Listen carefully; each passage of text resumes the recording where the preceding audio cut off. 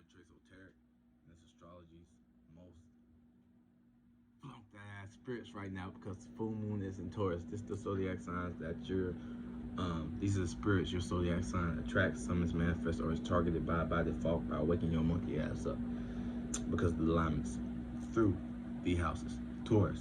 Taurus, you attract the manipulated, dark, and unstable spirits because Taurus is about fixating its own stability, whether that's physical or not. It's second house, so it's values, material possessions, what you have is what you have, and what you make and perfect out of that space and location that it is in.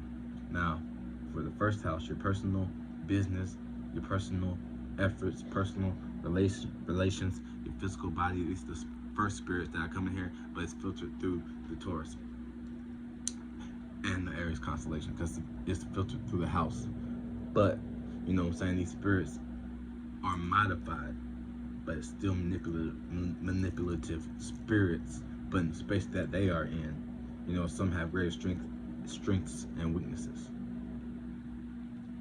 So this is your perspective. You could be unstable in your own personal life, or you may be around someone that forces you to be unstable. You like to do things by the book, but someone might be manipulating you to look at this outcome from a non-grounded perspective, looking and observing through their information, through their illusion, through their imagination, and things that they created. So this might force you to be unstable. You might give more of authority. You know what I'm saying? You can be bossy, but you're only bossy if it's your own way. So you might have to be more consistent, but you won't look at it as consistent. You can look at it as you yourself being stubborn. So the second house, your values, your material possessions, your resources, and networking is the 11th house, but your resources, people, places, and things, ideas, concepts, situations, and scenarios. What you have can force you to be manipulative in order to maintain what you do have. You may manipulation isn't always a bad thing. It's just exchanging the energies and swapping things around, doing mental alchemy. But it's manipulating when you're trying to change someone's view or circumstance of how they see it in their own space of awareness to overtake their space. For what you have, to maintain what you have, to guard, protect, be stubborn about what you have, not being consistent with making what you have grow, elevate, and detaching, and coming in a new shape or form to attach to. So this is where you try to over manipulate, or can be stubborn, or can be possessed by what you receive. You might receive something from somebody, but then you take total ownership, not realizing the energy through which you received it, the situation and scenario and transaction through which you received it, right? Now, the third house, your environment, your mind, your siblings, your neighbors, and short trips and relationships. Now, with the third house, you know what I'm saying, you attract this in your immediate environment because, you know, Taurus is like to nurture, and it's like to be nurtured. Sex, talent, Cancer is like to be nurtured, and it's a nester. So a lot of things that they might have in their adolescent days might not be geared towards nesting until the later years. This when it comes to your environment, your flesh, your internal minds, and your chakras and things of that nature, and nesting there. You might get lost in the sauce with these. To be honest, like, you wouldn't really manipulate, but you would let them manipulate you. You'd be lost thinking that you're manipulating these things because you are seeing what you have, right, as the capabilities and abilities, but you're not necessarily paying attention to what you don't have, depending upon your alignment. So you could be possessed to just be dark. You know what I'm saying? Spirits here by default don't know what they're doing by manipulating. They're just trying to get and achieve and do the alchemy, right? And play their part in the position. But it could be detrimental, or it could help you. They're not necessarily in control of how it affects you. They're just trying to create a body, create enough lights to bend in upon itself to condense and create a vessel so that it can be birthed down here through you. So this is the importance of, like I said, knowing your environment, knowing what you have when you enter into a new environment, so that what you're trying to obtain about the environment doesn't become your main prerogative, as opposed to what you already have that you can utilize to mix and mingle and create a new light and shape and form and create something completely new and different, and then you can you fixate on making that stable before anybody else because it's still new. So it's not like you're fighting over the same energy. You know what I'm saying? Everybody has peace. It's teamwork. It's going to the fourth house with your roots, you know what I'm saying? Your homes, your traditions, you know what I'm saying? Your heart chakra, what you do in your private, what you do behind um, closed doors for your family, maternal energy, receiving, you know what I'm saying? So you could be possessed with this energies right here, with just being dark because it's behind closed doors. What you have in secret, what you have as far as tradition and being fixated on that and not being open to other ways. That's what can make you unstable. Trying to be too stable and too equilibrium can throw you off because as you sit there and you float in one body of water in a wave, you see your 360 circumference. You're not too far out, but you're not too far close. But in the riptide, you slowly start to float, and then you look up, and you're in an entirely different equilibrium. You're in a center stable space, but in a different space in the awareness that you're not aware of because you manipulated yourself in that environment. You manipulated the roots and the traditions, and you manipulate your inner child into believing that you're stable in something that you're not. This creates instability and unbalance between you and your inner child and your actions. Fifth house, your entertainment, your creativity, your spontaneity, your love affairs, right? Your speculation, sports, active roles, and your children. You may manipulate a Scorpio or a square, something that you can learn from them to not be manipulative, to not manipulate them to do what you want to do, or for them to not be possessed to put you in an unstable means when you gotta find where if they are a water sign, where you have water in your chart, you know what I'm saying? So this could throw you off balance, getting you off your task, depending upon how you see it. If you see that's getting it off your task and you're stubborn and you're unchanging and unmoving, then you're not getting with the program, you're not updating, you're not reloading with the children as their mind, their chakras, Plutos and Capricorn, Sagittarius, or what have you, as they're manipulating and transforming. You're not doing that with them. Uranus is uncomfortable, and Taurus right now, that's where it's at. But as far as that is, you are rebelling and opposing your stability. You know what I'm saying? So stableness can come from consistency. You consistently are setting footprints in the sand, creating stages and things like that. Just because it's elevated doesn't mean it's unstable. It's still stable. You set the foundation and you detach it and let it go. And your creativity and imagination. You're not being a people pleaser, but you're getting drawing a crowd based off of what you're doing, based off of what you're fixated on, and making your entertainment, you know what I'm saying, your job, making that your job, and you are consistent with that, showing the universe that these are the things that you're into. But these are the spirits that are here manipulating that. Circumstances trying to get dark, where this Leo house is square, it's supposed to be shine, it's supposed to say, hey, this is mine, but not necessarily about material gains, stability, and getting lost in the sauce and getting too comfortable. It's about shining, expressing, building loyalty, like having a team, even though Leo's just like everyone's looking at them. But yes, how it's gonna play out. Sixth house, the Virgo house, so it's like a relatable earth. So this is your routines, your service, your work, your health, your patterns, your habits. This could be a holistic state because your routine, the spirits that are here in the sixth house are trapped in the routine, they're trapped in the pattern by default. So these gonna produce some strong ass spirits because they're gonna be some holistic states, and they're gonna be motherfucking demons doing what they can to get out until they reach a higher level to see the world that they have created. But they don't have a shape or form to do that, so they can't just go straight up to the seventh dimension until they develop a mind and things of that order and role. You know what I'm saying? So don't be manipulated by your routines. If something switch up, don't be manipulated to be unstable or be thrown off, right? These are just influences. These are the spirits, no shape or form, no thing. It's always space within space, so you are the space, but they can be within your space. But you create, you know what I'm saying? You create the asteroids. If it looks like asteroids are coming to your planetary body, your five dimension powers, your direct emotion, because you could be stubborn, but you could be consistent with having a fixed emotion about something in regards to stability and changing that emotion, because it's water. Earth came out of water, so you had a heavy emotion first, you had a fixed emotion first. That's where it's learning with square and Scorpio and sextile and Cancer, initiating that thing as far as stability, because it's creating something new and it's grounded though. It's grounded. New things can be created off the ground floor. Once you hit the ground floor in water, you bounce right back up because of the polarity, right? So this is the shape and routine, or routines that cause you to be unstable. These spirits jump into these routines. So they cross pollination timelines, creating new different energies, and sometimes the new energies is always the best energies, right? Okay. So it's continuing on 7th house, your love affairs, your contracts, your engagements, um, your habits, um, no, your marriage, partnerships, your spouses, your contracts, things of that nature.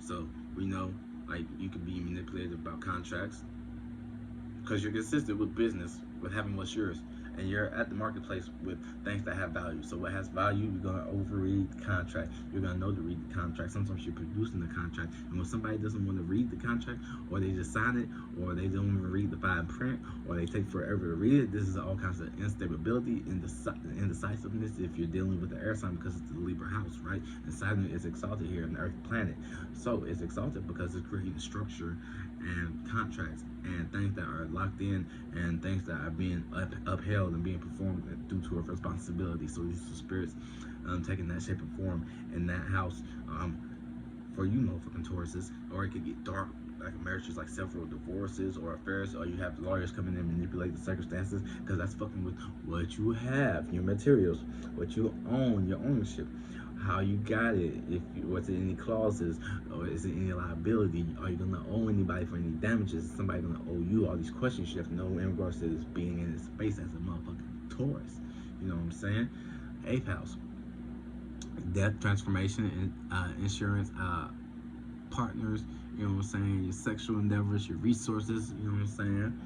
So Taurus here, you know what I'm saying, the spirits that you attract are instability and transforming, or you're consistently over transforming a way of having your stability, of gaining stability, over transforming the way that you fixate, changing your viewpoints, creating bullshit excuses, because bullshit, creating bullshit excuses to be fixated on one thing and to not transform, or to have somebody in your life that's going to transform this shit for you.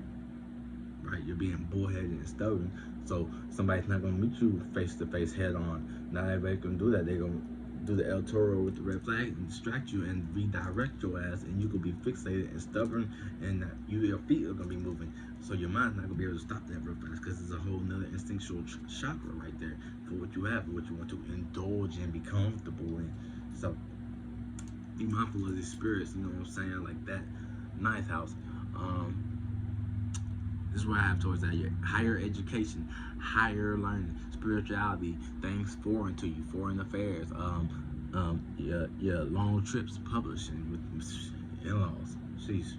Your in-laws with the 8th house transforming. So the spirits that you have here with your philosophy, depending on your degrees, these are near the 7 Pleiades sisters, the witches and things of that nature.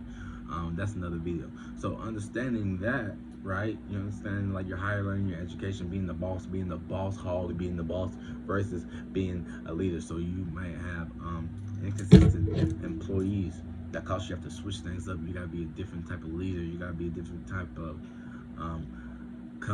you know what I'm saying, assist others hands on. Aries, that's an Aries and Taurus cusp right there. So, and that's a fire house. So you see what I'm saying? With your higher learning, your education, you know what I'm saying? Don't be manipulative about, oh, you have a degree, now you gotta go follow with this program and get all these bunch of degrees and have your learning, and looking down on somebody and consistently judging somebody based off of what you had learned. When, you know what I'm saying, just because education, this is foreign education, this is Benone, this is going out from the 40 acres and the mule, your land, your territory, your territorial line, you know what I'm saying, what you planted and how it's growing, things like that. Just going out, getting new knowledge, obtaining new knowledge, asking for help, seeking wisdom.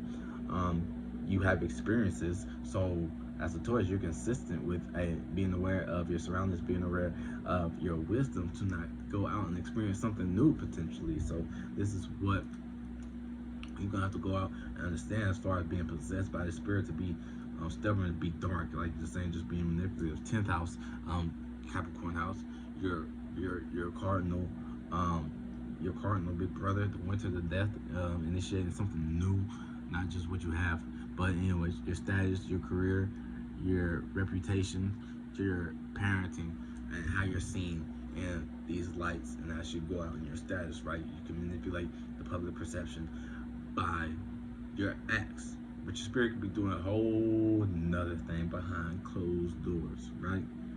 Doing a whole nother thing, or you're only fixated on the public persona, or you're around somebody that's only fixated on the public persona, but they want you to do shady and shifty shit in the background, and you have to go along with it because it's a dark spirit and things of that nature, right? This is a dark spirit right here by default, trying to give birth and stuff. So be mindful of your reputation and people that you hang around, the birds that flock together.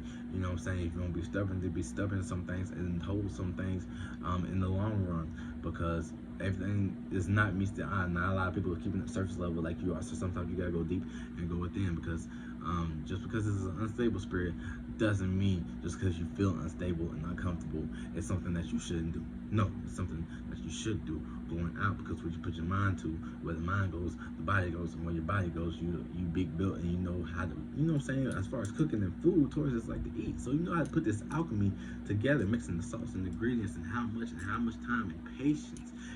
Patience is going to be your biggest friend with these spirits. Being patient with your unstable, or being patient before you act, and you know what I'm saying, not before you act, because you're fixated on your own stable, you're not cardinal. But yeah, 11th house, your associates, reputations. This is another square as Aquarius house. Your friends, your social group, who you trust, your organizations, spirits you're attracting here are manipulative organizations. They have something going on at the front. So the minute you sign your name on something, it's something completely different. So be aware of that. If you're consistently jumping in and out of groups, associations, that's understood. You know what I'm saying? Not bringing, if it's on the early cusp, like 1 degree, not bringing like your status, like your status because you're cutting ties with certain people. You can go create your own stability. If they trying to lie and say like, oh, it's on you, you were stubborn.